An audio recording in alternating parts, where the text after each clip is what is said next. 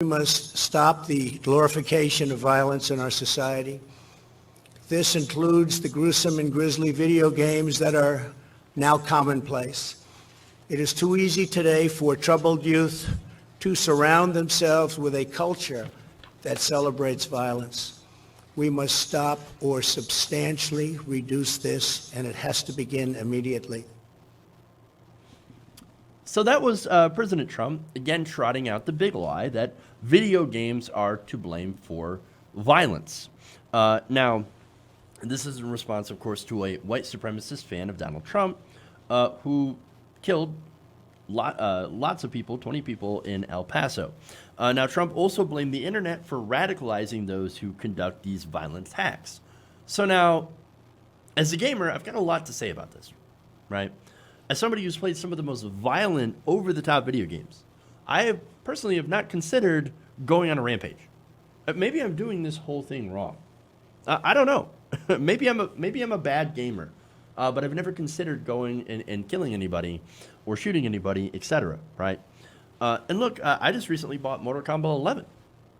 Let me tell you, some of those fatalities, they actually do kind of make me cringe. But maybe that's because I'm old now. But again, I never considered hurting anybody watching those. You know why? It's because it's not the video games. It's not the movies. It's not the internet. No, the only thing about the internet is that it has made it easier for people who are, have a like mind to actually come together. People like the white supremacists in Charlottesville, for example. So that's a problem, right? So now, of course, on that, Trump said there are very good people on both sides. So who knows, right? But look, here's the fact about video games. No connection has ever been meaningfully established between violent video games and violent behavior. None. No credible study. In February, for example, a study found that there was no evidence that those who played violent video games are no more prone to real-world aggressive behavior than their peers, and that the link between the two has been overstated. In fact, lead researcher Professor Andrew, I'm not going to be able to say this guy's name, director of research at the Oxford Internet Institute, who conducted one of the most comprehensive studies yet undertaken, said this, quote, "The idea that violent video games drive real-world aggression is a popular one, but it hasn't tested very well over time." That entire narrative is a false narrative. It's an absolute lie, but it has been taken on by members of the Republican Party who are funded not by video game companies, but by gun manufacturers and the NRA. So let me give you some examples of what some of these Republicans are saying after the shooting. Watch. And I look at this evil act, and let's condemn it for what it is. Evil. And I say, how long are we going to let, for example, and ignore at the federal level particularly, where they can do something about the video game industry?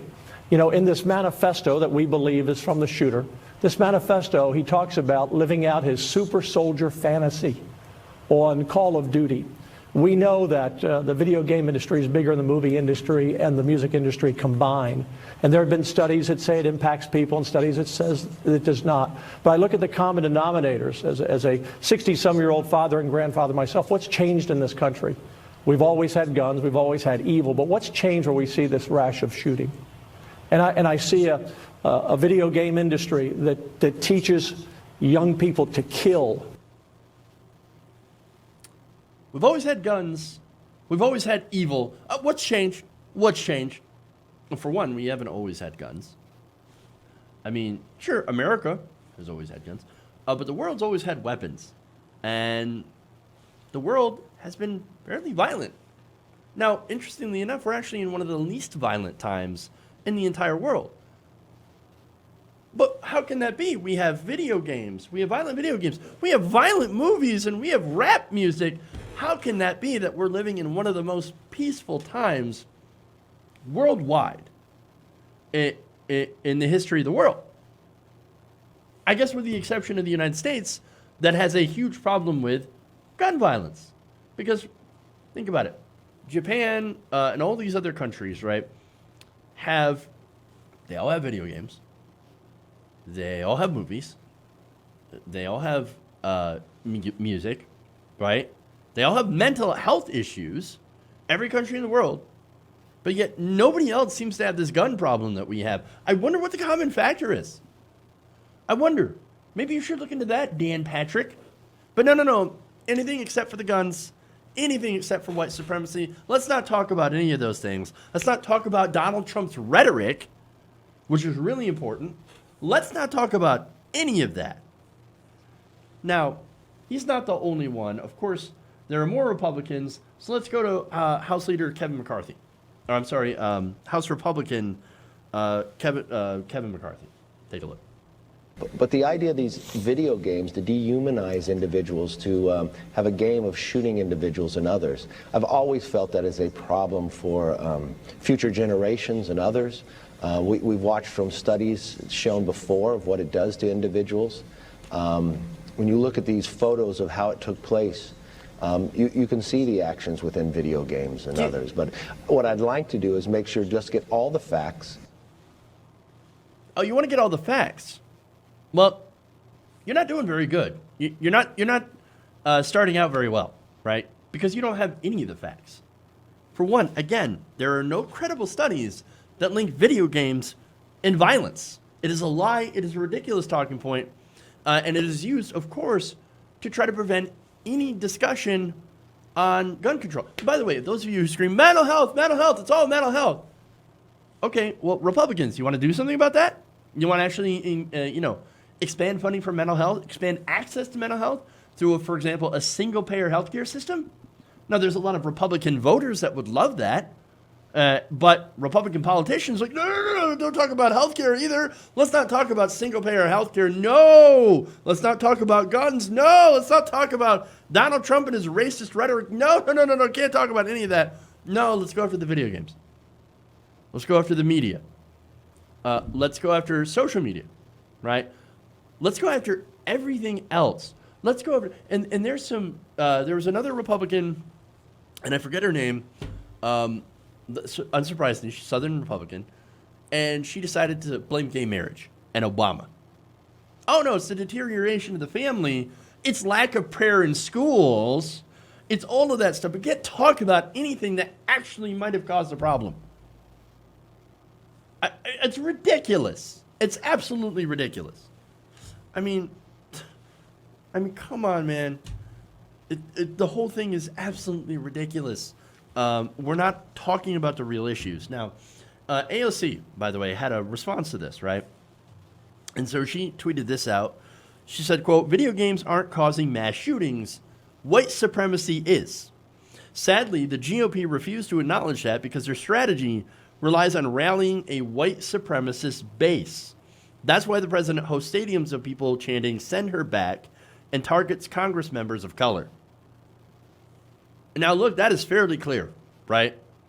White supremacy, especially when it came to the El Paso shooter, was the main driver. Again, this is somebody who posted a manifesto that said, "We're being invaded by the Latinos," echoing Donald Trump's rhetoric about invasion. And look, it's very, very, very clear, right? And look, this is based on, again, Trump's rhetoric because of, let me give you an example, right? He's called immigration and invasion, and actually his own campaign has put out over 2,200 Facebook ads mentioning the word invasion. That's since May of 2018. All these Facebook ads that say, there's an invasion at the border, there's an invasion at the border, we got to do something on the border, there's an invasion. And then somebody like this says, well, it's their invasion, I got to do something about it. And then he grabs a gun and some body armor, and he goes and does something about it. This is stochastic terrorism. Now, AOC also mentioned that in one of her tweets. She said, using the words invasion, infestation with respect to a specific targeted group of people, implying that they are vermin. This is the language of white supremacy, and it goes all the way to the top. It's not a matter of political stances. This is stoking hatred and endangering the country. So, is it the video games? No, it's pretty clear what this is about.